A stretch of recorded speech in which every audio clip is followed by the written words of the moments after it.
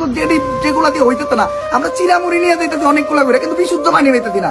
তো এখন যারা ঢাকা থেকে রওনা দিবেন, আপনারা আমার অনেকেই কমেন্ট করছেন যে ভাই আমরা আপনার লাস্ট অনেকগুলা ভিডিও থেকে অনেক ইনফরমেশন পেয়ে ওগুলো আমরা মানে ওগুলা কালেক্ট করে দেন, ওগুলাতে আপনি যা যা বলছেন তা নিয়ে আমরা ভেনির দিকে আসছি। তো এই জন্য আমি বলতেছি আপনারা এখন প্রথমত বিশুদ্ধ পানিটা এটা প্রায়োরিটির লিস্টে 1 নম্বরে রাখবেন।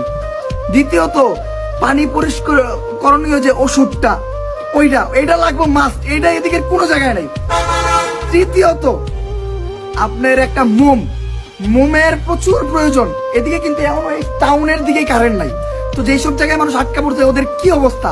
তো মোম মাস্ট, আর মোমের সাথে গ্যাস লাইট, কারণ মোমটা তো জ্বালাইতে হইব, এটি হলো মাস্ট প্রয়োজন। এই জায়গায় মোমের দাম এত বেশি, মোম তো পাওয়া যেতেছে না। আবার মোম যেসব ব্যবসায়ীরা একটু দূর থেকে নিয়ে কালেক্ট করে আনতেছে, তারা এক একটা মোম 5 টাকার, একটা মোম 50 টাকা পর্যন্ত বেচতেছে। তো আপনারা দয়া করে যত বেশি পারেন মোম